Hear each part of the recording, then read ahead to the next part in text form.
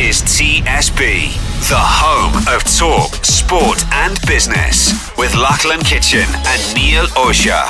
Talk 100.3. Well, there seems to be, according to a lot of research, a skills gap right across the MENA region.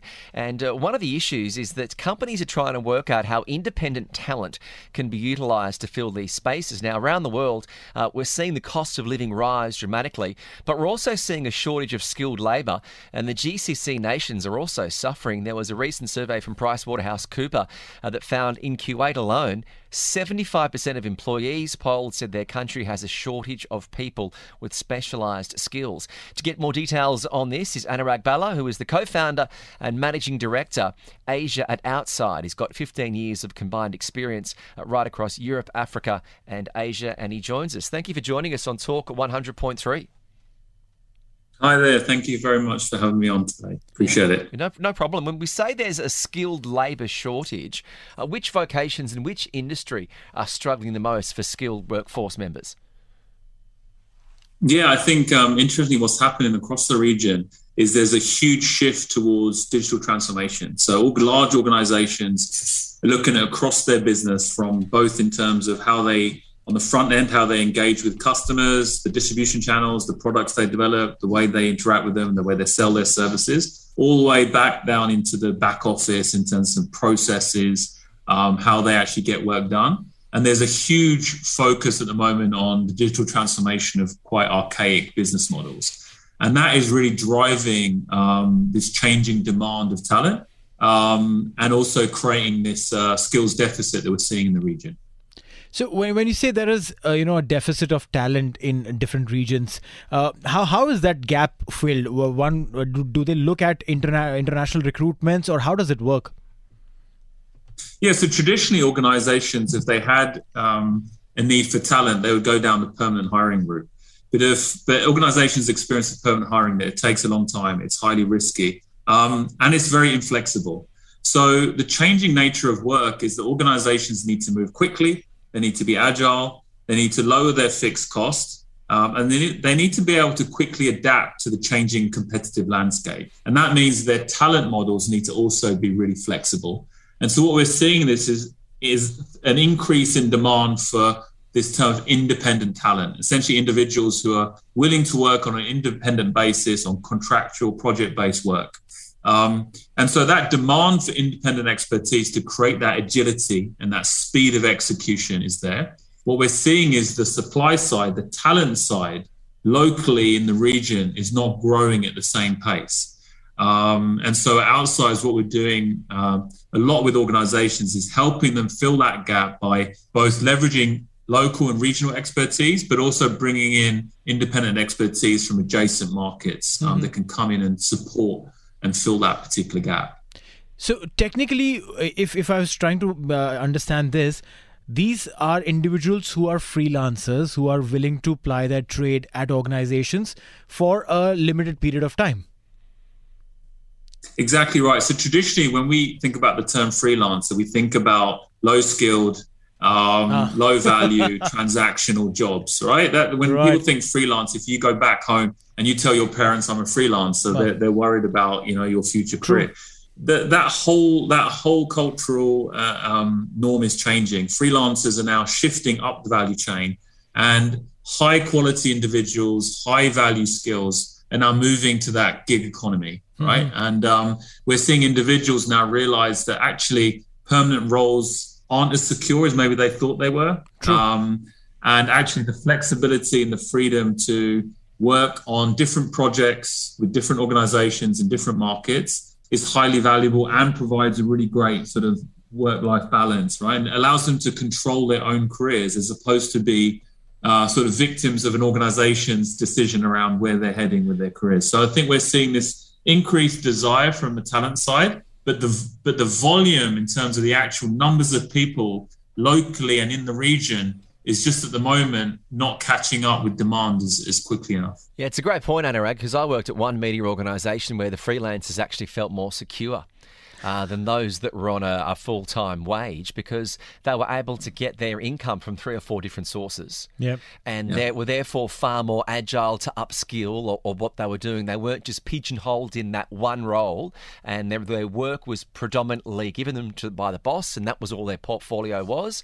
And the freelancers were, as I said, they were able to do things and be more agile. Do you think a lot of this is because it's so ingrained from our parents that they weren't part of this fourth revolution in the workplace, that, you get a job at a big accounting firm, you work your way up to the top, and the next generation are coming through, and it's sort of having to fight almost what's been drilled into them by their parents and their universities is the biggest change. Exactly right. That's the biggest change. It's that mentality and that relationship that people have with work. So as exactly the point you made, our identities as individuals historically has been very much connected to the organization and the brand that we work with. True. So if someone asks you, tell me about yourself, you'd say, the first thing you'd often say is the company that you work for, right?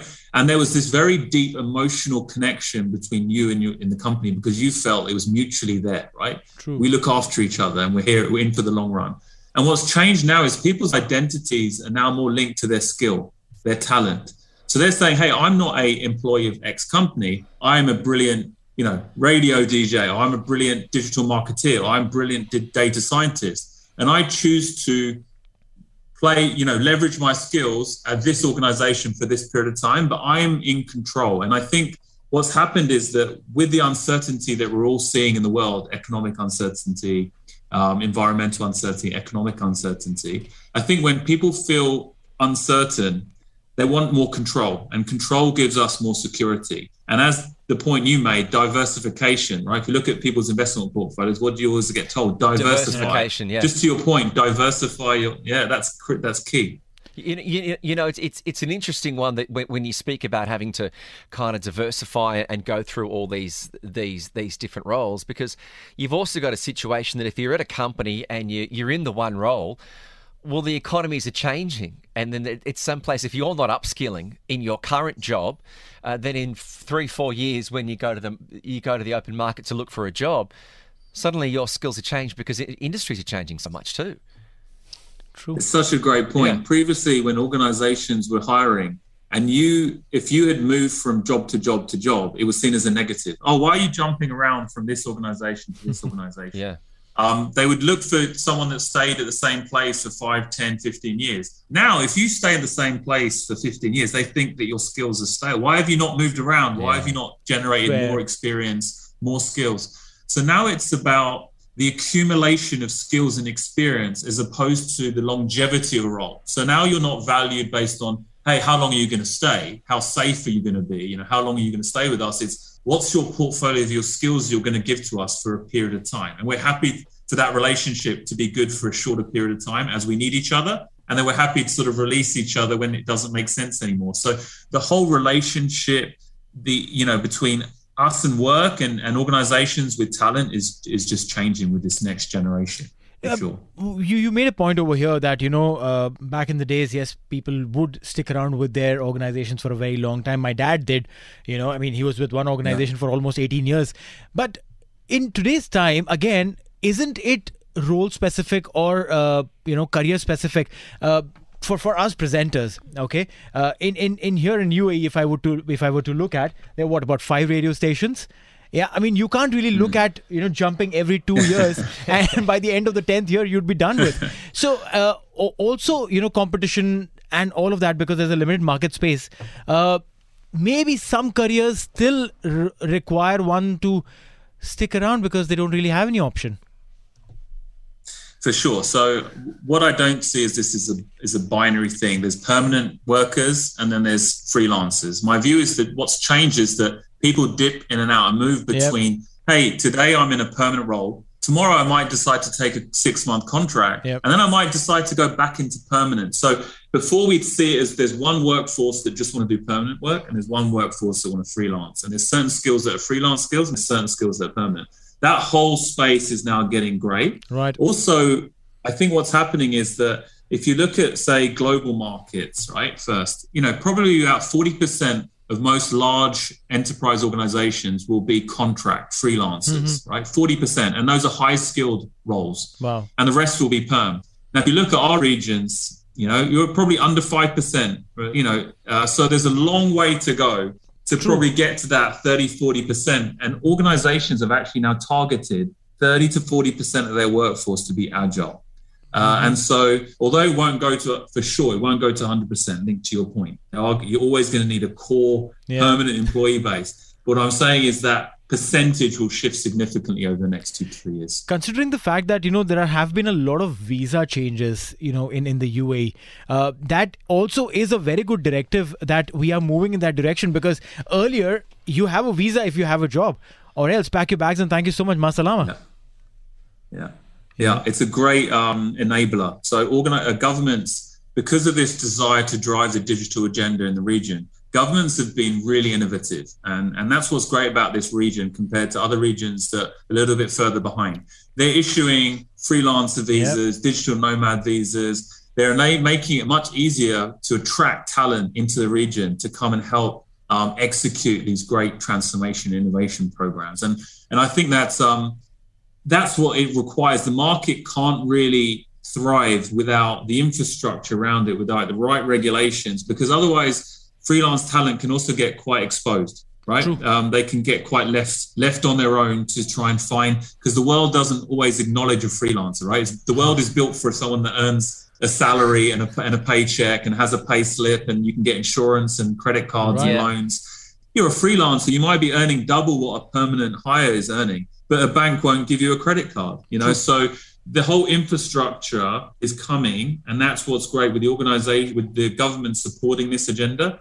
I think that's really going to help the region thrive in this. When you talk about the rise of the freelancer and less reliance on the big organisation, how much of that do you see also helps people that aren't necessarily connected to what would have been an old boys network, or a network where, my dad had a big job at this accounting firm, so if I do economics at uni, then I'm going to be able to get a big job. Yep. And now we're in this sort of open freelancer market where your work speaks for itself. Is that a fair point to say, that we're on a far more, if we're going away from those pillars of working for the big companies, that it's a far more open market, that it doesn't matter where you grew up or where you went to school, your work's going to speak for itself?